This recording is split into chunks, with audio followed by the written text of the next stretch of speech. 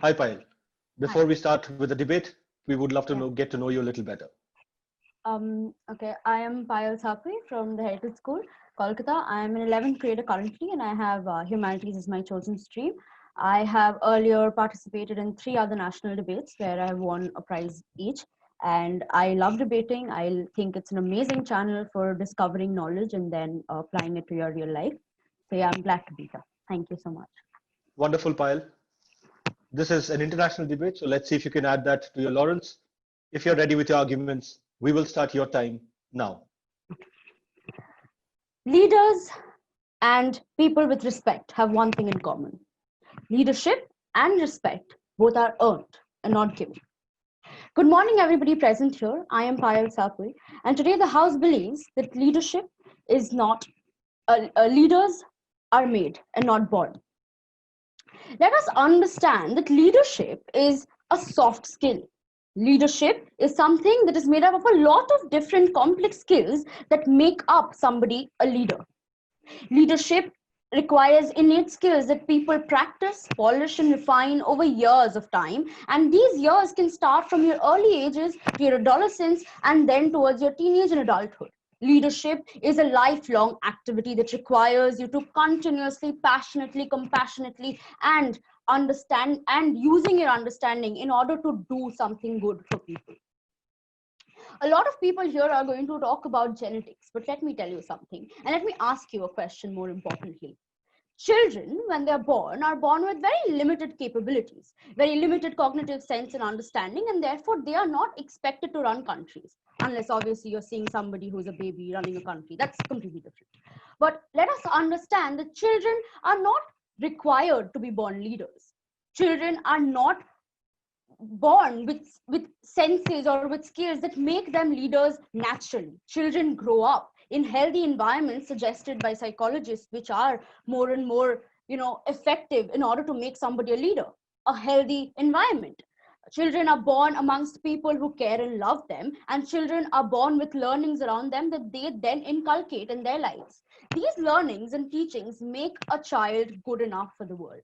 These learnings and teachings make the child understand that leadership is all about understanding one another. These learnings that we arrive from our surroundings and from our parents and from our social circle is what makes us a leader, and therefore this takes time, and the time is your entire life basically.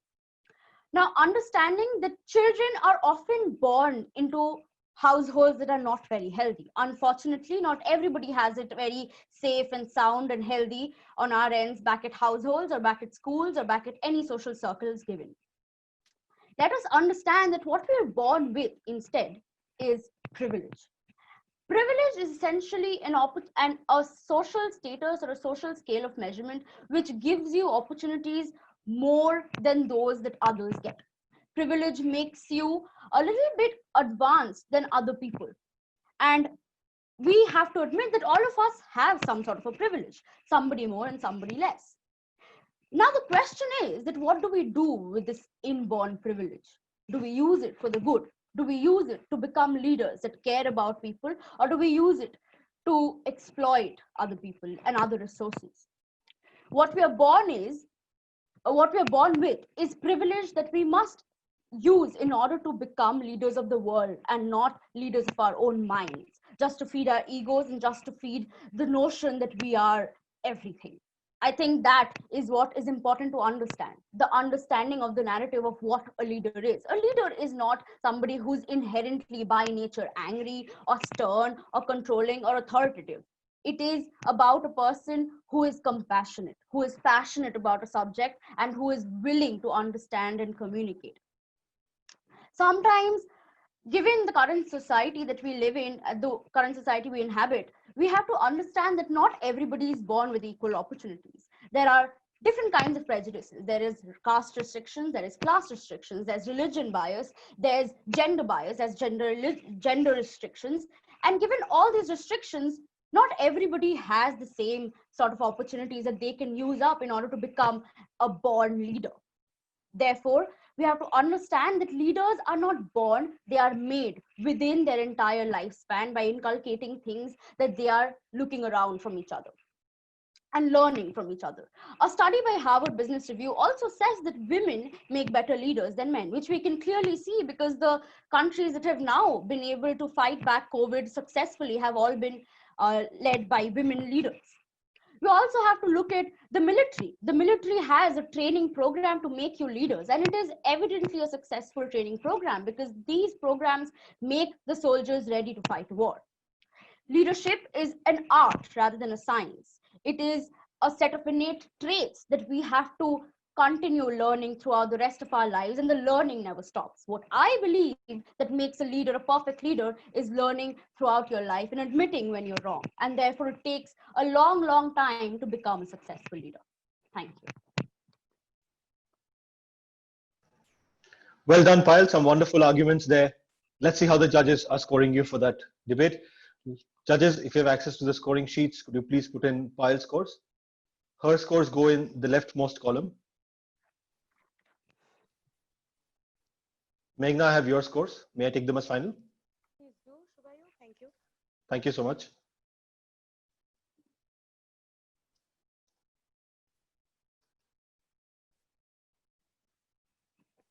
Rajiv sir, I have your scores as well. May I take them as final?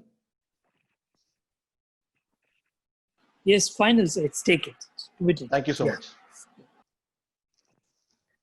I can see Vijay sir's scores coming in. So Payal, just give us a minute and we will show you your scores.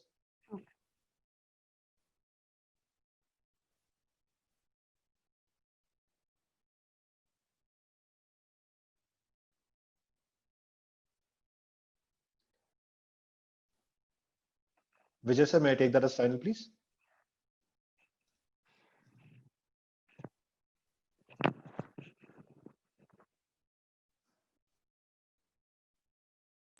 Yes, sir. This is final score.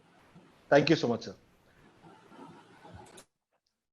Well, Payal, if you're looking at the screen, these are your scores after your first 5 minutes of arguments up on your screen now.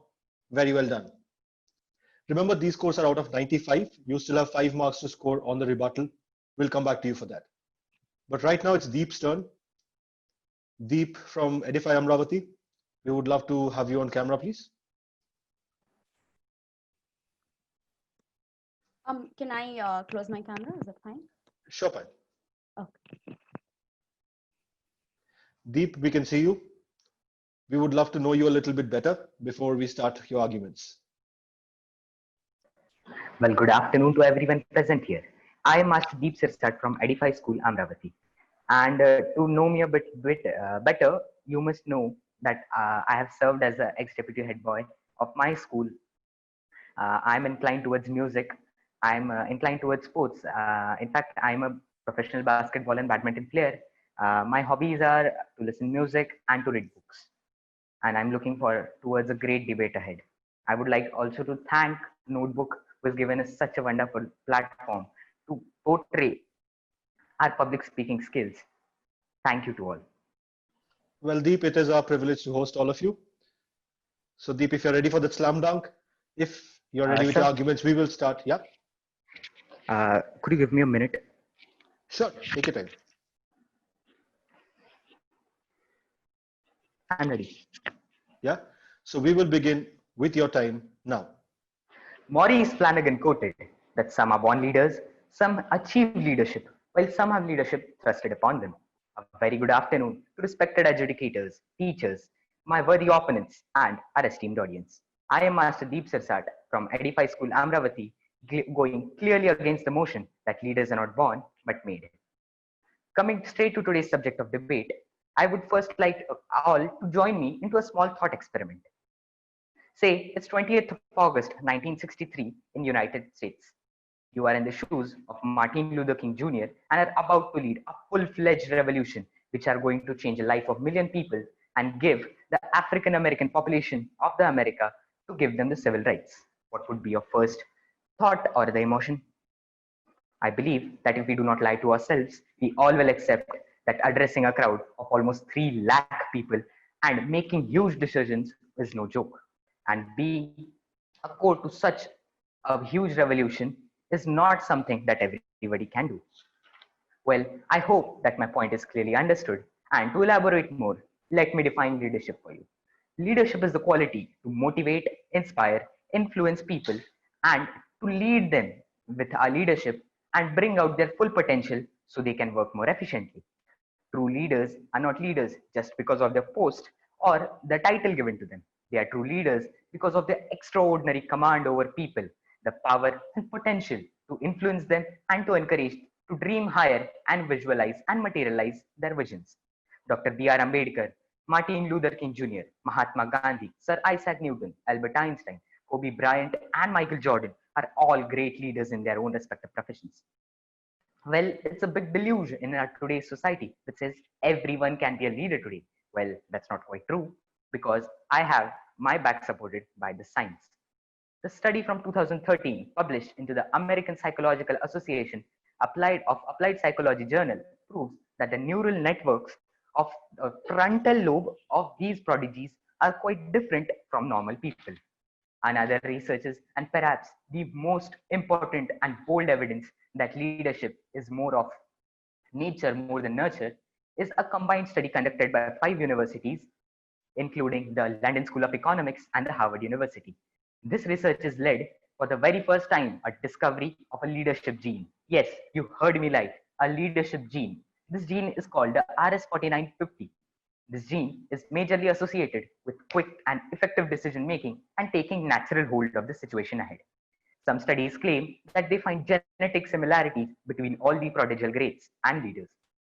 Another prominent evidence is a study published by the Cambridge University Press conducted on 250 twins, which concludes that major qualities and traits which are needed for leadership are majorly acquired and inherited from their genetic predecessors. Originality, judgment, decision making, desire to excel, cooperativeness, and athletic abilities can be easily genetically inherited. This might sound too straightforward and truth, but yes, the truths are better. Let us take some more general example and a bit more practical approach towards my argument. We all know that there are perhaps millions of books and zillions of videos which claim you to give leadership qualities and inculcate them in them. But do they really work so? Don't you think that they fade away just at the moment of truth? I believe that these content only provide you a good adrenaline and dopamine rush, which fades away with time. And when the opportunity knocks. As I mentioned earlier about these content, I believe that these leadership qualities are not so cheap that it can be just acquired by attending seminars, completely reading thorough books, or going through huge datas every day. And by if any chance my worthy opponent would like to emphasize the importance of these content, I would like to give the example of Sir Nelson Mandela. Sir Nelson Mandela, before even getting into politics, was a great boxer and a long distance runner. You see, was a born winner and leader. And we all know how great important works he did for the African people into South Africa. You see, these all prodigal greats are again born, not made. And I would like to conclude my debate by asking some important questions which are perhaps more important than their answers. I ask you, the opposition, can these contents like the seminars or the debates, books or videos can make people, natural people, think and perceive the situations like those prodigal greats? Can your data and all these videos make people think like Einstein? Perhaps not, because I believe that you may replicate a man's craft, but never his creativity. Thank you, and over to the moderator. Well done, Deep. Some very powerful arguments there. Let's see how the judges are scoring you. Judges, if you could please put in Deep scores.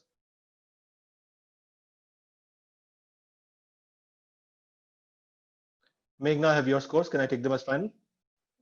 Sir, may I go off camera? Sure, Deep.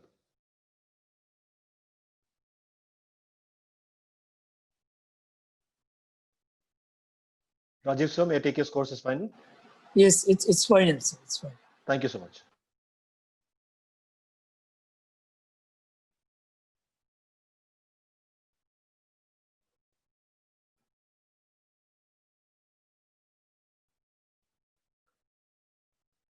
Vijay, sir, is that your final score? Yes, sir. This is fine. Thank you so much. Well, Deep, if you can see the screen, these are your scores after your initial 5 minutes of arguments on the screen now. Well done. Well, we have Srushti next. Let me just stop my share. Yeah. Srushti, before we start your arguments, we would love to know you a little better. Sir, am I audible? Yes, Srushti, I can hear you loud and clear. Myself, Srushti Mundada, and I am from grade 10 representing Edify School, Amravati. Well, if I talk about my inclinations, I am a fond reader and a lawn tennis player. I am passionate about anchoring, and I am grateful to Notebook to give me such a wonderful exposure. Thank you. Wonderful, Srushti. If you are enjoying anchoring, we would gladly have you in my seat any day. Right? If you're ready with your arguments, we will start your time now. Good afternoon, honorable judges, respected adjudicators, faculty members, my worthy opponents, and my audience. I am Srushti Mundada from grade 10 representing Edify School, Amravati, and I am here to present my arguments for the motion. That is, this house believes leaders are made and not born. Leaders are made, they are not born. They are made by hard effort, which is the price which all of us must pay to achieve any goal that is worthwhile. A leader is a person who effectively utilizes his skills and intuition to effectively manage all the resources and people towards the achievement of a common goal. The people are able to successfully take the responsibility to guide others and inspire them towards the success. In late 19th century, South Africa, there was an Indian lawyer. As he was colored person, just like any other colored person at that time, he faced discrimination. But he wanted to do something about it. During 21 years that he spent in South Africa, he developed his philosophy of non-violent resistance, which he used to inspire thousands of people to peacefully resist the brutalities of the government. Yes, I am talking about Mahatma Gandhi. Gandhiji was an average leader coming from an average background with no differentiable traits of a leader. Yet, when we think about the great leaders of 20th century, Gandhiji is one of them. Gandhi was not a born leader. He became a one. Leaders are not born, they are made. Leadership is like any other skill which develop if we put efforts into it. Leadership is an art rather than science. It is a set of innate traits, refined and perfected over time with education, training, and experience. Behavioral theories believe that people can become leaders through the process of teaching, learning, and observation. It is a set of skills that can be learned by training, perception, practice, and experience over time. Good leaders seek out developmental opportunities that will help them learn new skills. Great leaders have confidence in their operations, speeches, and a source of encouragement. For the rest, confidence is a trait that is developed over a period of time. Interactions with others usually elevate a person's confidence and self-esteem. Apart from the above stated points, responsibility and integrity are also leadership skills. People are not born with the responsibility, knowledge, as well as integrity. These are the skills that are acquired in life as a result of interconnection with others. Furthermore, leaders are authentic, have a balanced life, and are driven by motivation. These principles are not inborn, but are acquired through development and polished over time. Our Honorable Prime Minister Narendra Modi ji is not a born leader. He belonged to a grocer's family, sold tea at tea stalls, had no family or political background. He initially worked as a common man in BJP, but he inculcated more moral values, good characters, competence, confidence, and today he is a great leader of our country. In contention of the sentiments, if leaders are born, then everybody who is born automatically would become a leader. It is indeed important to note that some people are born with innate skills of leadership, such as confidence, creativity, communication, and assertiveness.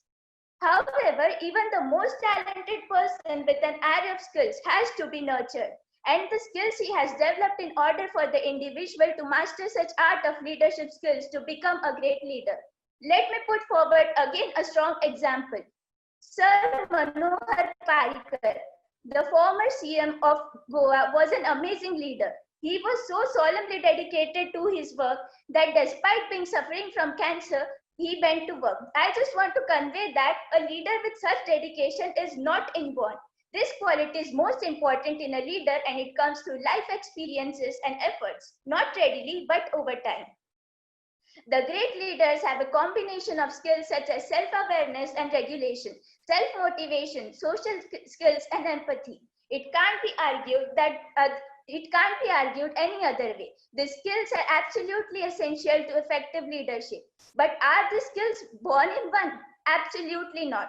In fact, they are learned through everyday real-life relationships with other people. A leader knows the way, goes the way, and shows the way. To know a way, a leader must have dominant characteristics such as keen observation and knowledge of everything that is going all around him. And these things are not born in him. It comes to him over time.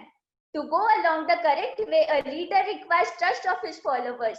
And to show the way, a leader needs dedication and experience. And these all are the things that are not inborn in him and that are not transfused in him from birth. This comes over time. Just I want to say that leader is made, created, nurtured, not born. Thank you, and over to the moderator. Well done, Srushti. Take a deep breath, calm down. Let's see how the judges are scoring you. Some very passionate arguments there from Srushti. Meghna, I have your scores. Thank you. Rajiv sir, I have your score as well. Thank you.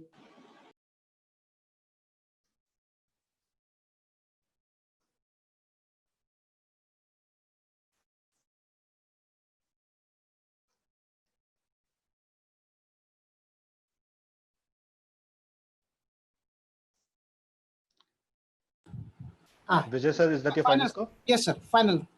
Thank you so This much. one is final. Yes. Yeah.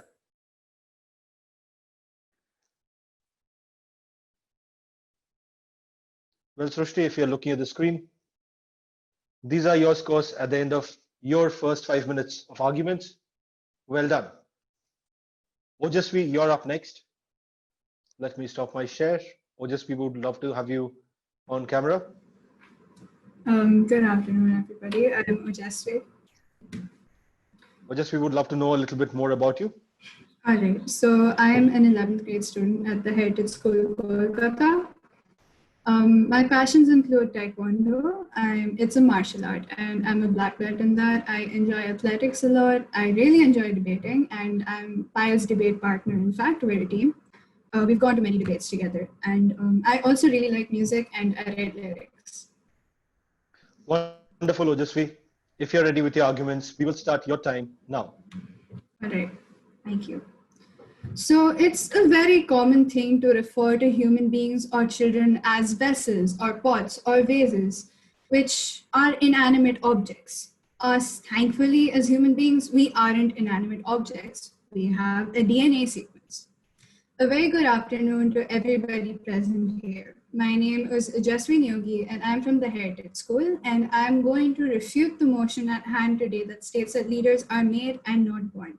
Now, while it's extremely rosy and poetic to refer to a child as a vase or a vessel which will be filled with murky pond water or elixir which determines its worth and makes it into a leader, we need to acknowledge the fact that a vessel of titanium will survive a fall, whereas a vessel made of glass will not. What I'm trying to say here is that it is absolutely essential to understand the genetic endowments, the heredity, the DNA sequence of a child, and how it affects the person's development as a person and their characteristics. Now, this does not mean that children cannot be made into leaders. Children are made into leaders, but what I'm trying to talk about here is children who it is possible to make into leaders. People who become leaders have the inherent aptitude to become leaders. So like Sad Proposition has said multiple times that leadership is an art, not a science. Side opposition has also mentioned that leadership is an art, not a science. I'd like to refute everybody here. Leadership is neither an art, leadership is not a science. Leadership is a skill that people have inherently present in them. So there are two very important components that we need to factor in when we talk about whether a person can become a leader or not. The nature of the person and the way a person is nurtured. The nature, like I said, refers to their genetic endowments, the characteristics that they have inherited from their parents. And the nurturing, the way a child is nurtured, refers to the environment in which they're in, whether it's their school, their family, the peer group around them. All of it play a very important role in making a child into a leader. So now let's think of things realistically. I'm not going to talk about many examples of historical leaders. Let's just think of this very objectively, all right? If it were really just the environment and the learnings that a child gets, which turns a child into a leader, all the children attending the same school, in the same section, in the same class, possibly receiving very, very important essential knowledge, should technically turn into leaders. But does that happen realistically? No, it does not. Now, you might try to refute me by saying that it isn't necessary that all children who attend the same school or are in the same class receive the same kind of treatment. Yes, there may be socioeconomic differences, there may be prejudice, bias, and all sorts of human issues that arise when you put a group of human beings together. But the reality of things is that even if you take a bunch of human beings who are of the same socioeconomic class, of the same gender, race, age, and put them together and give them the exact same sort of nurturing, the exact same environment, the exact same care, not all of them will emerge as leaders. Only those who have the inherent aptitude to become a leader will be made into a leader. So leaders are not born, leaders are not made, but leaders are born with the potential to become a leader. They are not made alone. So like when you have a bunch of people in a class, some of them with the same sort of training will emerge to be very good at science or very good at art or maybe good at the social sciences. Some people are good at music. The same way, these skill sets are developed among these children. But the reason that all people aren't the same at every single skill set that exists is because some people have the aptitude to develop a certain sort of skill set more than other people have it. So a person who may be good at science and art may not be as good as someone who's great at music and sports. It's because people have the aptitude to do so. The same way, the traits that give a person the aptitude to be a good leader are born into the person. It is genetics, it is heredity. Now, as for someone who, side proposition mentioned that children from broken homes or children from unhealthy environments might have to shoulder responsibility, which makes them into a leader faster. I'd also like to point out that there are as many, if not the same number, if not more children who develop destructive habits, which do not allow them to develop into leaders. The people who do become leaders become so because of a combination of inherent tendencies of becoming a leader. They have the ability to do so. They have the aptitude, which is not there for everyone. Everyone's aptitude is for different things. And hence, that is why you have some children becoming leaders, some children who do not become leaders. Leadership is not something that puts you above anybody else. It just puts you in a position which can help you guide other people. It does not make you hierarchically better. It does not make you more deserving of anything. It's just an aptitude. It is just a skill set. So with that, I'd like to conclude my speech. Thank you so much for your time. Well done, Ojasvi. Some very, very powerful arguments there as well as very well timed. It's rare that we see people ending exactly on the dot without hurrying through the last 30 seconds. Let's see how the judges are scoring you. May I switch off my camera? Sure. Thank you. Meghna, I have your scores. Thank you.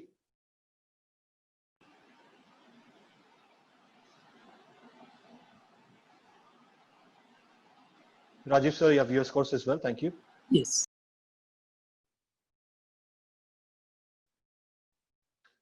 Vijay sir, I have your scores as well. Thank you so much.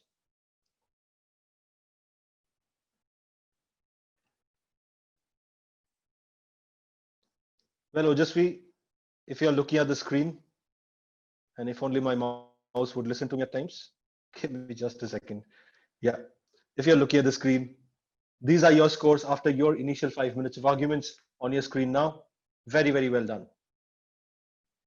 Well, this is when we circle back for your rebuttals. Remember, so far you have been giving us arguments that you had prepared for. You had 48 hours to prepare for this topic. But now is the time when you have listened to the opposition bench and you refute their points. Remember, the rebuttal is not of the opposition school, but of the opposition bench, which means Payal and Srushti, you're on the same team refuting the points that Deep and Ojasvi made and vice versa. All right? Payal, if you're ready, we'll start with you. If you could have you back on camera.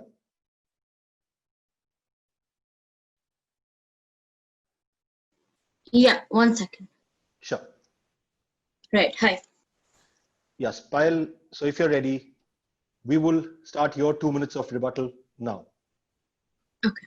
So as Deep talked about a lot of the intelligence of the leadership DNA, right?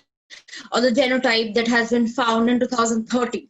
Now let's talk about what Dr. Deneve, who is the founder of this genetic or was one of the leading scientists on this research program, had to say. He had to say that if we really want to understand leadership and its effect on organizational, institutional, economic, and political outcomes, we must study both nature and nurture. What we understand by that is that leaders are of all kind. Hitler was a leader, Genghis Khan was a leader, and Winston Churchill was a leader. Now let's all understand what these three people did. Hitler caused 6 million Jews to die, and Winston Churchill caused the Bengal famine, and Genghis Khan invaded countries and caused a number of war crimes such as sexual assault and other kinds of war crimes that resulted in a lot of death and misery. Now, understanding that a simple component in the genetics is not equal to becoming a good leader is what is very important. Just because we are born with a certain genetic, we shouldn't discriminate amongst people that this person is born to be a leader. No, Hitler was a leader doesn't necessarily mean he was a good leader, because a good leader needs to have compassion. A good leader needs to have the skills to understand people and give the people what they want. And to understand what people want, leaders or good leaders need to be inherently loving and caring and nurturing, which is again taking me back to my study, which said that women are naturally better at managerial positions because of their compassionate nature. Thank you. Well done, Payal, taking on Deep in that rebuttal very well. Let's see how the judges are scoring that rebuttal. This is the time when you put in the scores in row number 9, which you had left out earlier. Meghna, have your score, thank you.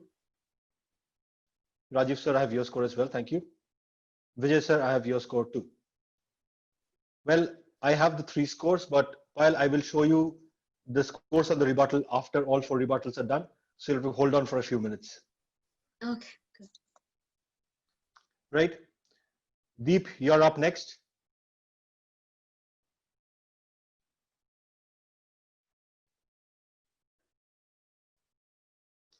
Deep, if you're ready with your rebuttal. Are you ready? Good to go? I think you're on mute.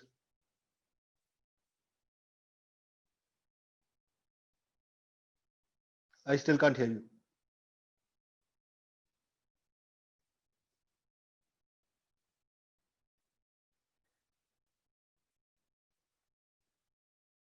Deep, I don't hear you.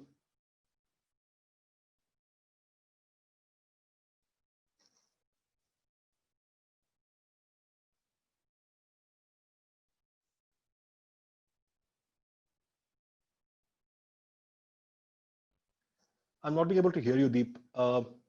Can somebody else confirm if Deep is audible or if it's a problem? No, we are not able to hear him. We are not able It's to not. hear. It's not Deep, audible. thank you, sir. Deep, you He's can hear not us, right? audible, huh? Deep, just give us a thumbs up if you can hear us.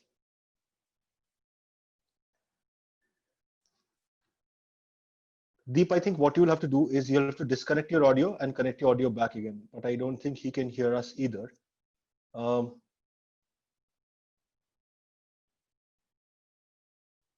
Vijay sir, would it be possible for you to give Deep a call? And Yes, sir. Yes, sir. Sure, sir. I'll come.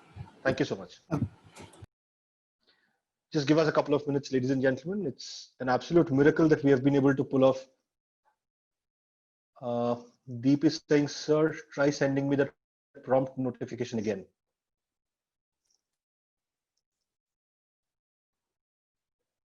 Not sure what notification he means.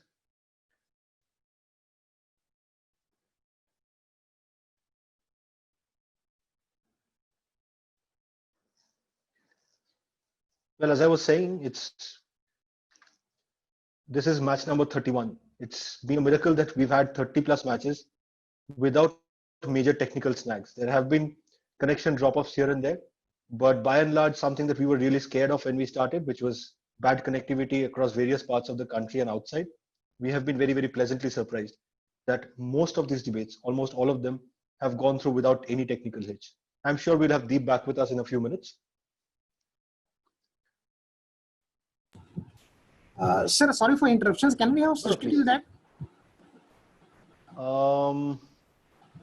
If Deep is going to take long, we can then move over to Srishti. He's coming soon, but till that, can we have Srishti back?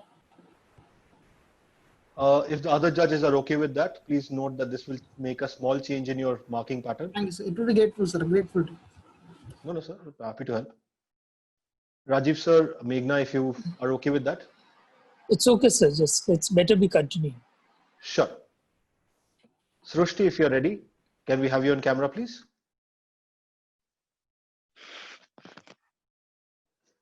Yes, we can hear you. Let's do a quick audio check before we start your rebuttal.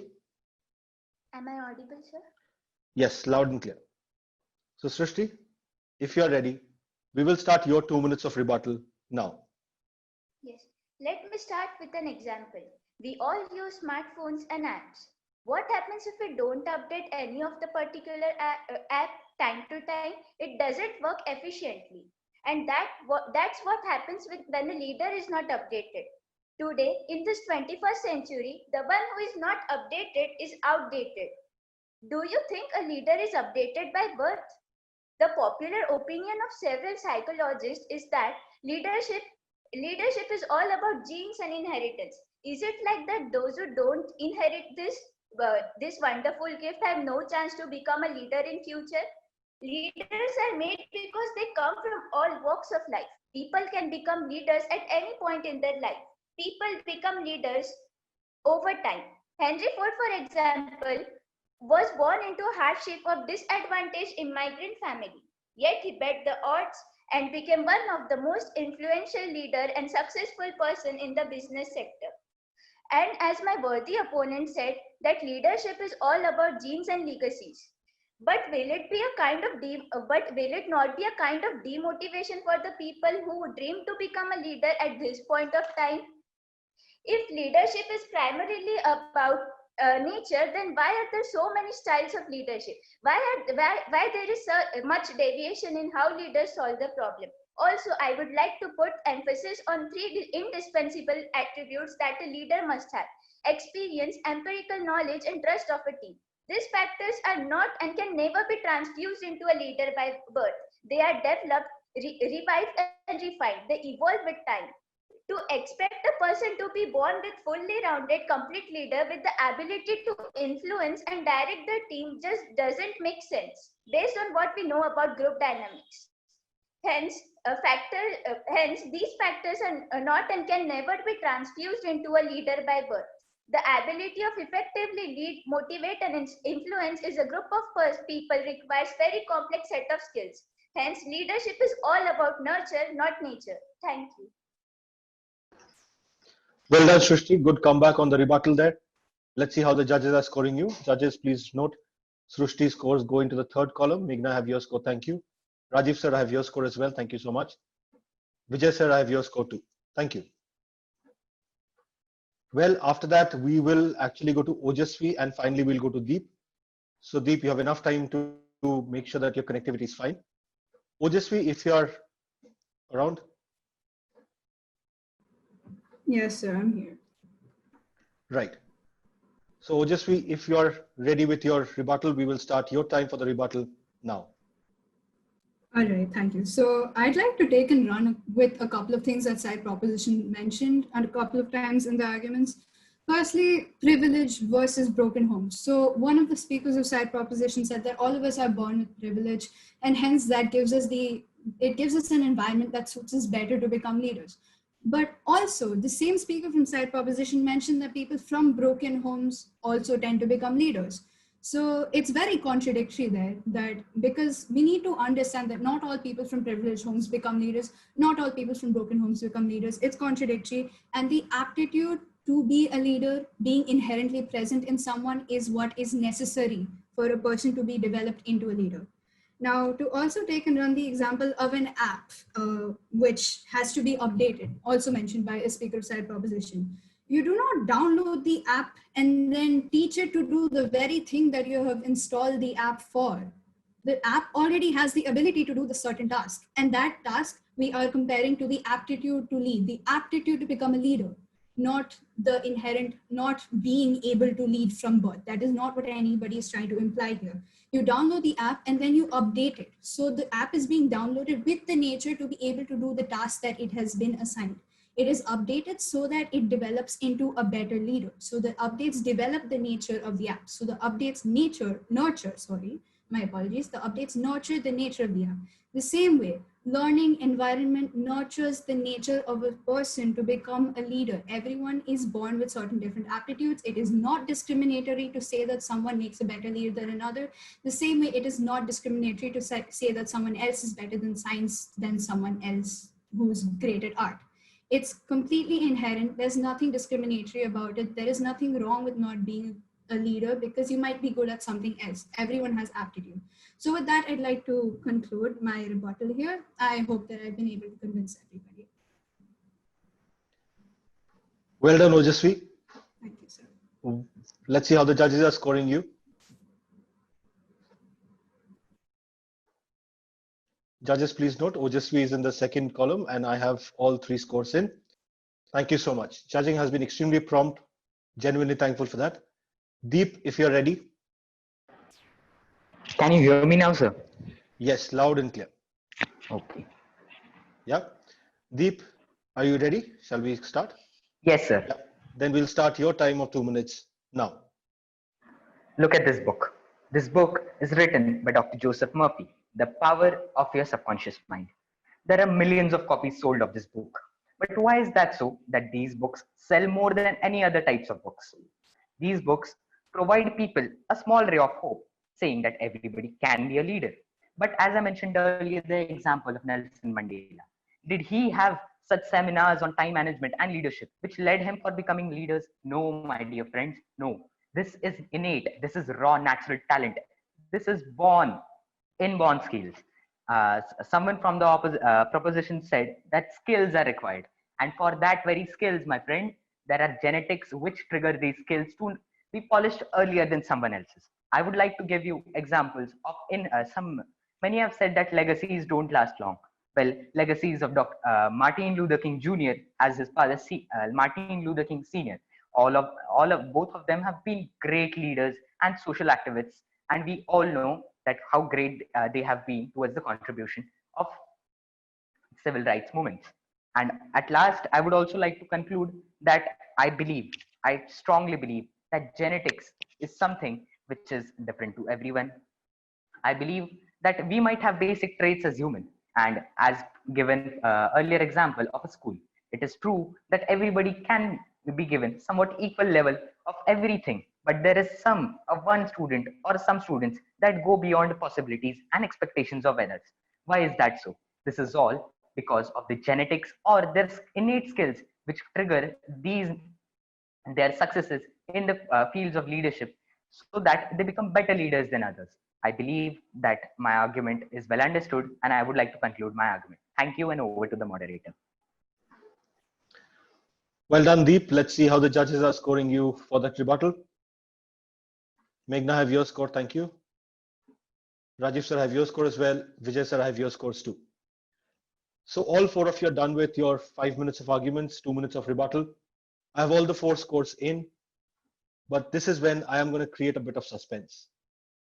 This is the time when I get to tell you a little bit about Notebook. We at Notebook are an edtech brand. What we do is we take every topic in your school syllabus, whichever subject, whichever class you're in, and we make small, crisp videos out of those topics. What that means is when your teachers are taking your classes, whether it is online or offline, they can start off with that video. Now all the students can visualize what is being taught and then starts a much more evolved discussion around that topic. So that's the purpose the videos serve during a class. Now 6 months down the line, you have your terminal exams. And if you're a student like I was, I would forget a little bit about what was taught in class. So you need something to remind you, to help you revise. And this is where the videos are again accessible to you on your personal devices, whether it's a laptop or a smartphone, whatever device you have ready, at whatever time is comfortable to you, at whatever place you're most comfortable at. You can watch these videos again, remember what your teacher had taught you after that video was played, and score better in your exams.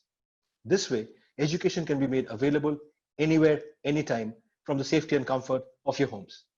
What I will do now, given that all of us absolutely love trigonometry, is show you one of our small videos that teach you trigonometry in a fun way. Can we roll the video, please?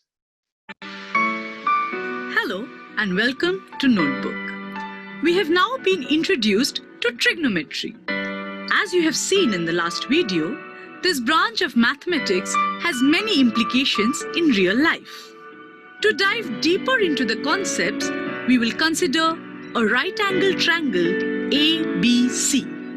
Here, AC is the hypotenuse or H, AB is the base or B, and BC is the perpendicular or P. As we have seen earlier, we will be concerned with the value of the angles and the length of the sides in trigonometry. We would be dividing one side of the triangle by another to get a unique value, and this value will be a unique trigonometric ratio. Let's move on. We will divide one side of the triangle by another and thereby have 6 different ratios. The first ratio is called the sine of angle A. This is equal to side opposite to angle A by hypotenuse, or perpendicular by hypotenuse, or BC by AC. The second ratio is the cosine of angle A. This is equal to side adjacent to angle A by hypotenuse, or the base by hypotenuse, or AB by AC. The third ratio, or the tangent of angle A, and is equal to side opposite to angle A by side adjacent to angle A, or the perpendicular by base, or BC by AB. The fourth, fifth, and sixth ratios are the reciprocals of the sine, cos, and tan values respectively. They are known as the cosec, sec, and cot ratios. This looks like a lot to remember, right? Don't worry, we have a shortcut for you. All you have to remember is the line, some people have curly brown hair turning permanently black. If you memorize this line, it will help you remember the ratios all your life. How? Let's see. Some people have is a way of remembering sine is equal to perpendicular by hypotenuse. Similarly, curly brown hair shows us that cos is equal to base by hypotenuse, and turning permanently black reminds us that tan is equal to perpendicular by base. Interesting, isn't it? And just as we have discussed earlier, the cosec, sec, and cot values are just the reciprocal of the sine, cos, and tan figures. If you ever need to revise the values, feel free to rewind this video. Before we end today's video, let us remember and list some important points about these ratios. The value of the trigonometric ratio does not depend on the length of the sides, but on the angles in any triangle. Well, that was a short clip from one of the notebook videos. These are the fun methods that we try and devise to make studies more fun. To tell you a little bit more about Notebook and about our vision behind the zero-hour debate, let me invite Achin Bhattacharyya for a few minutes. Achin is a chartered accountant by training who went on to become the founder and CEO of Notebook. He was serving senior positions across all 4 major consultants, and he was a director at Deloitte prior to starting Notebook. Achin, if we could have you, please. Sure. Good afternoon, everyone. Payal, Shrishti, Ojasvi and Deep. Very well done. Great effort, I must say. I'm indeed impressed with your commendable confidence and articulate deliberation. The importance of public speaking in today's age doesn't need any elaboration. It's a lifelong asset in any career that you choose to pursue. Now, coming to leadership, I believe strong visionary leadership with human touch is needed in every walk of life. So, when we use the term leader, we mean someone who can actually lead us, motivate us, encourage us to give our best. So leadership is not necessarily restricted to political domain. We need leaders in our corporates, in our healthcare, in education, and every possible way of life, walk of life. As future leaders, all of you have an important responsibility of not only seeking truth on any issue, but also standing up for it. Public discourse is essential for free and fair functioning of any democratic society. And thus, I would request all of you to not only work on your oratory skills, but more importantly, on your listening skills. It's really important to listen to the other person with an open mind and debate on merit. Being patient, tolerant, flexible. And in today's age, unlearning is as important as learning. I really congratulate all of you for your fantastic performance today. And irrespective of the result, to me, all of you go home as winners. Now coming to 0 hour, during this hour of pandemic, we at Notebook really aspire to connect students and schools from across the globe, which are isolated centers of excellence, in order to ensure that we are able to encourage and motivate our school children. At Notebook, we really aspire to engage with each one of you and work together towards a better tomorrow. With 10,000 videos and more than 1 million users, we are still at our infancy. I also thank all stakeholders who have contributed to this great discussion. The learned adjudicators, principals of both the schools, and all your teachers and parents who have invested their time, hope, and effort on each one of you. You have indeed made all of them proud. I also thank the audience for their enthusiastic response. We are indeed humbled. Between our 0 hour debates and Together for Education webinars, which we host for esteemed educators and parents, we had more than 25,000 people attending our sessions in last 2.5 months. Indeed, we thank you. Take care, stay safe, and goodbye. Over to you, Shubhayu. Thank you so much, Achin, for those wonderful words. We are also very proud to have partnered with Save the Children for this initiative. Save the Children, as many of you must already know, is an NGO that has just finished over a century of working for children across the globe. A lot of children who are not as fortunate as us face premature deaths, face the risk of growing up in hostile environments, and Save the Children as an NGO works across the globe in saving these children. We have here a small message from their CEO, Ms. Bidisha Pillai, that we would like to share with all of you.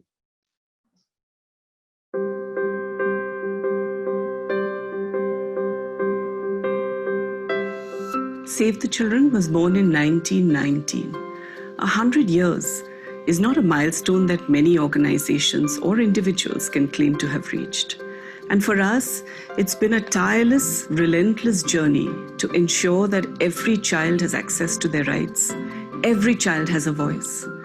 But when we look back at 100 years, because 100 is also a time to reflect, We wonder what it would be like to live in a world where children don't need to be saved. Perhaps we could live in a world where Save the Children does not need to exist. And so as we look at the future, we envision a world which is much kinder to its children. A world in which children no longer need to be protected from violence, where children are not needlessly dying before they turn 5, where every child is going to school, is learning, is playing, and is on that path towards fulfilling their full potential.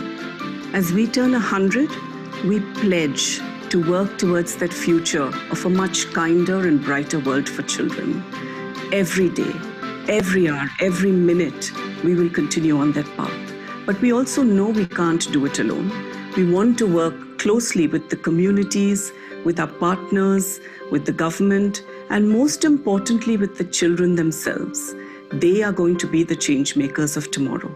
Children like Onoyara, like Rahul, like Salman, like Mamta, they are the ones who are breaking gender stereotypes. They are challenging social norms, and they are changing the world and the lives of themselves and also children around them. We pledge to continue working with them, alongside them, to ensure that every child gets the right start. I'm Bidisha Pillai, and I invite you to join Save the Children in our commitment to ensure that every child gets the right start.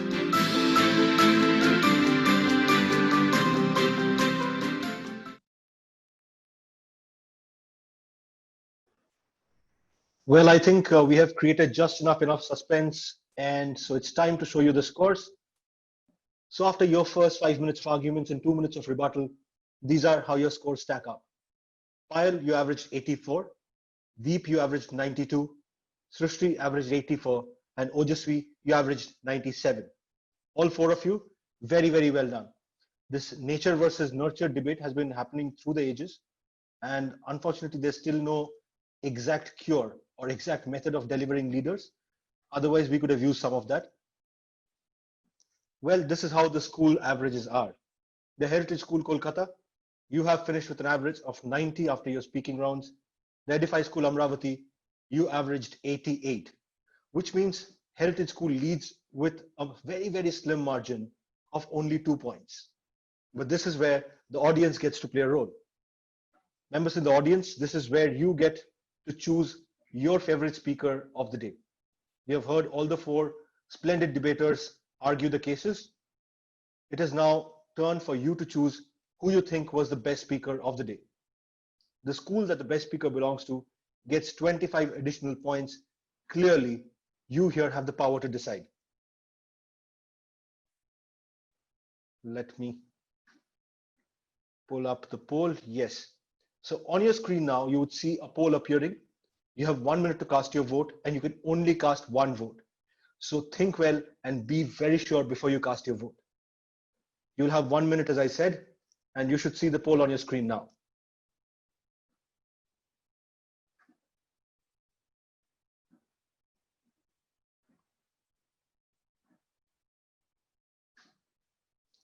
Ten seconds in, almost 50% have already voted.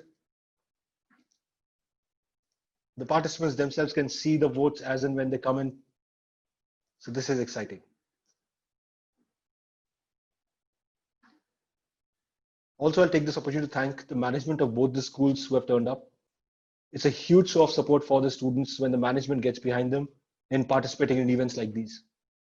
This whole event was planned with the intent of getting schools to adopt public speaking as an activity. And clearly, both these schools have wonderful debating cultures well ingrained within them. We have 10 more seconds left on the clock. If you have not already voted, these are your last 5 seconds. And the poll ends. These are the results on your screens, ladies and gentlemen. With 35% of the audience votes, Ojasvi Niyogi from the Heritage School is the best speaker of the day. Congratulations, Ojasvi. While I will tabulate the final scores and show you the tally, I would invite Meghna Laha, who was the independent adjudicator, to come and give us a summary of today's points. Meghna? Yes, hi Shubhayu. I'd like to share my screen if that is possible. Is that okay? Sure, Meghna, but you would have to be a little louder. Your voice is very, very faint over there. Okay, so can I share my screen? Is that all right? Sure. Okay, so I'll just try doing that. It says you cannot share your screen for some reason.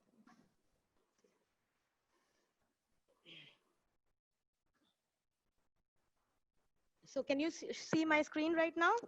Can Yeah, everyone see my screen? All we can. right. A very good afternoon to all of you. Today, I will begin my summary with examples right away and waste no time because I have a bit to say, my friends.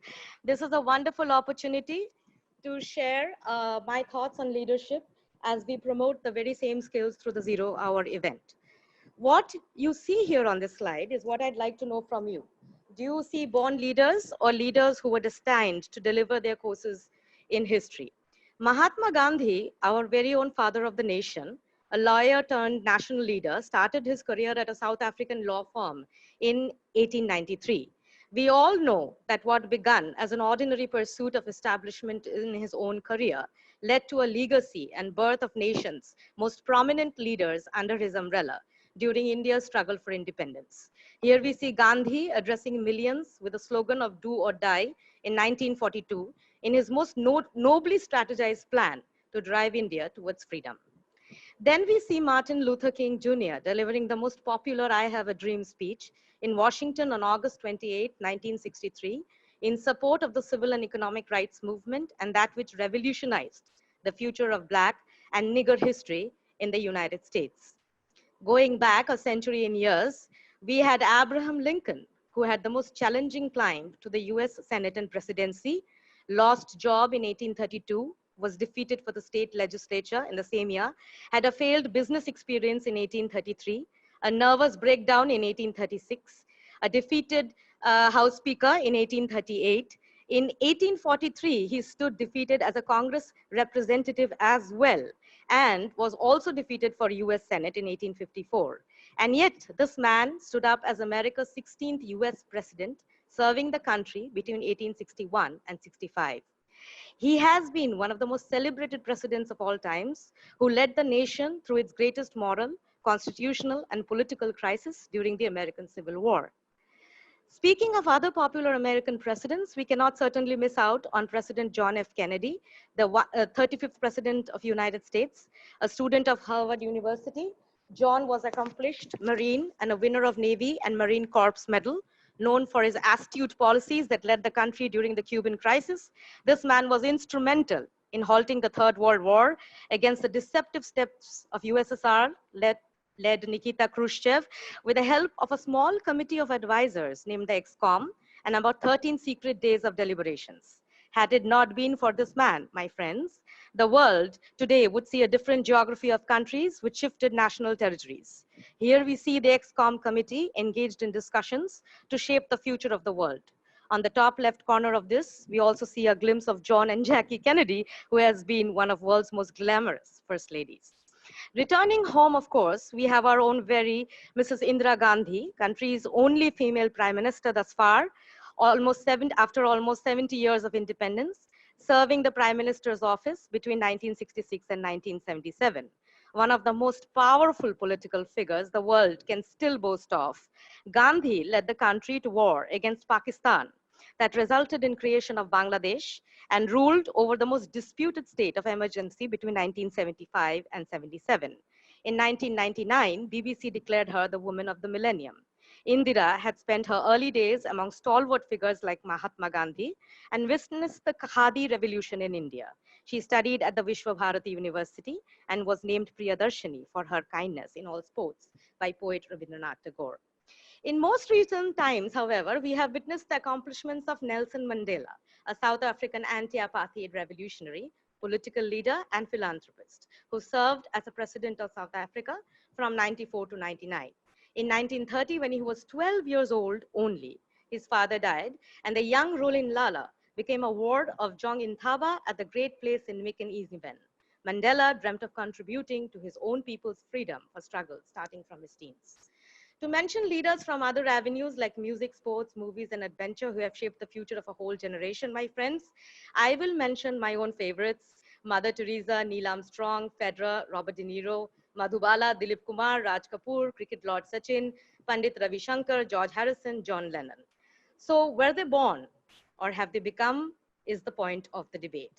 I'd say, of course, it's the very innate leadership skills that led their own destinies, but nothing came easy to any of them. Life was much more brutal to them than many of us here would ever know, and they have only truly led because they have relentlessly championed their own causes. So with that, I would like to conclude here and thank all the audience, the entire fraternity of school staff, teachers and parents. Special thanks to the school principals who have supported this event with their enthusiasm. And thank you so much. Thanks to the panelists and the debaters as well. Thank you very much. Over to you, Shubhai. Thank you, Meghna. As always, we are enriched with the summaries that you provide. Yes, I will just stop sharing my screen. No worries. Yeah, thank you. Right, so these are the final scores. The Heritage School Kolkata, with those 25 points for Ojasvi becoming the best speaker today, finish at 115. The Edify School Amravati, you finish with an average of 88. But I believe all four of you have reasons to rejoice. We are talking about leadership today. Well, I don't know if it's born or if it's made, but I can tell you I saw four of them speak today. The Heritage School, therefore, today's winners in the match 31 of Pool C. We have one more league match to go, which is on Monday. And we also have the Together for Education webinar at 5 o'clock today. So we hope to see all of you joining there. Until then, take care and goodbye.